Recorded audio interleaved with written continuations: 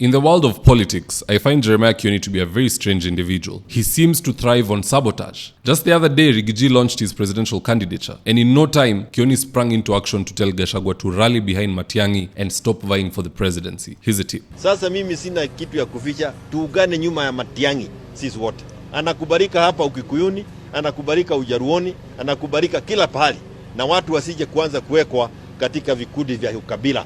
Mmemsikia Duare akianza kuleta kutisha mambo ya vita. Hatutaki vita. Chama cha Jubilee ni amani na tunapenda kila Mkenya. It is a national party. Kutumia binuso zote zile kuhakikisha kwamba sisi kama watu wa mlima kula yetu haiko nyuma ya mtu mmoja. Kwa sababu tukigawanya kidogo tu, na ndio naambia mheshimiwa Rigathi, hii mambo ya kusema anasimama, tafadhali achane naye.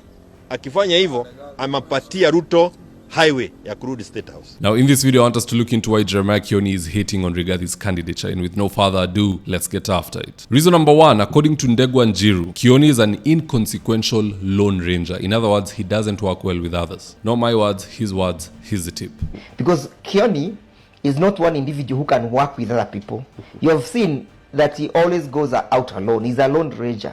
And for him, he believes that he has a supersonic mind that cannot be rivaled by any other person. So the reason why Mr. Kioni, Honorable Kioni, is introducing a man who has not said that he is willing to be a president, a man who has not announced his candidature, a man he is endorsing a man who is not even in the Republic of Kenya, is because he thought he would take the lead in Mount Kenya region. Now, with the coming of the Gitungati #1, His Excellency Rigathi Gashagwa, he found that he has no space. So for him, he's trying to create another axis to create some relevance. Because Kioni thrives on relevance. A spineless politician? Well, if he thinks that he has a candidate, why has he not introduced him in his constituency in Daragwa?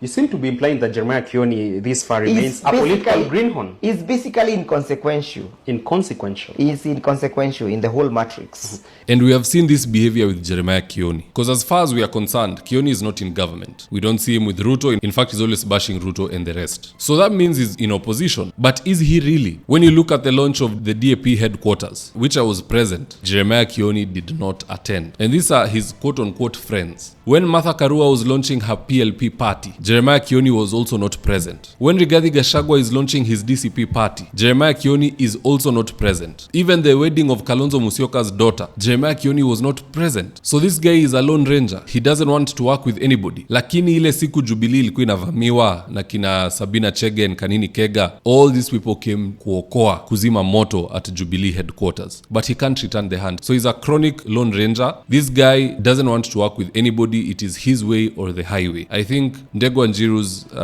description of Kioni is befitting. An inconsequential lone ranger. Akiendelea hivi, that is what he will become truly. Now the second reason why Jeremiah Kioni is very skirmish about Gashagwa's candidature is because Gashagwa is ruining Kioni's game plan. Kioni thought he was playing chess. He didn't know that his version of chess was just darts. Someone lied to him. Because according to him, he's been fronting Matiang'i. Matiang'i ndo sisi tunataka. Matiang'i ndo anaweza menyana na Ruto. Matiang'i this, Matiang'i that. He's been pushing for Matiang'i long before even Matiang'i probably even thought he could go for presidency. Now, what was the end goal? The end goal was to have Matiang'i as the presidential candidate via a Jubilee ticket so that Jeremiah Kioni can repopularize Jubilee party. Because if you have a presidential candidate, and not just any presidential candidate, the presidential candidate of the opposition faction, that means that party will be very lucrative. You'll be getting MPs, senators, governors, MCAs, all sitting, elected leaders. And that comes with its own perks. All these elected leaders, based on party laws and customs, when their payslip comes in at the end of the month, they will be remitting a small percentage to the party. Also, on top of that, the more members of parliament you seat, the bigger the lion's share in the political party's fund. And Jeremiah Kioni amechora hii kitu kabisa. Matiang'i is the candidate, he's using Jubilee as a party, we end up in a very good financial position for the next 5 years or 10. But now, in comes Gashagwa, ameleta DCP party, a party that has been accepted in Mlima Kenya, meaning Jubilee cannot field any candidate in Mlima Kenya na ashinde. Forget even presidential, whether it is an MP, whether it is an MCA, whether it is a senator or a governor, unless it is indeed Nyoro ameamua kusimama na Jubilee, no one will pass with that party, even in Mlima Kenya, especially when Kioni does not go for the launch of DCP, or he's nowhere in the political circle circles of Rigathi Gashagwa, itarudi kumramba. So Kioni needs to learn how to be a team player and he needs to learn that lesson quickly. Mambo ya ati huko serikali na huko upinzani, style ya Morara Kebaso, it is dangerous. Today Morara's ally is Kasmuel Mokore. The government is uninterested in them, the opposition is uninterested, the people are uninterested. Kioni is now also headed to that path. Maybe he can form a coalition with them na watoe rais kati yao hao watatu, because if you can't work with either of the two factions, who are you telling us you're working with? Anywho, at the end of the day, guys, that's just my opinion. Do let me know your own comments in the comment section below and I'll do my best to read them and to give you a response. In the event you're here for the first time, please go on and hit the subscribe button, and if you're watching for a different platform, just head on over to YouTube, search for David Wafula, hit the subscribe button. You're gonna be getting a ton of content of this nature. If politics is something you're passionate about, this is definitely the one channel that you really need to subscribe to.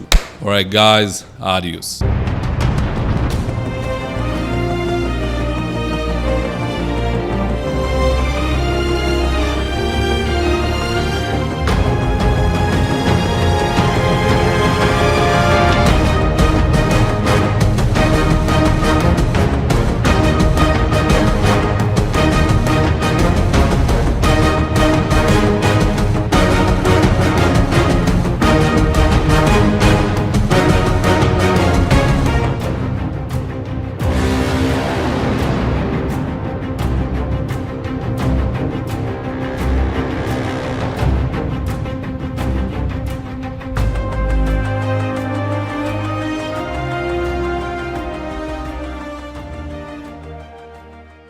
Thank you for choosing David Wafula as your primary news platform. We put countless hours in research, recording, and editing. By showing up each and every day to watch our videos, you encourage us to generate more videos for the viewers. We are on a mission to inform, educate, and build a better tomorrow.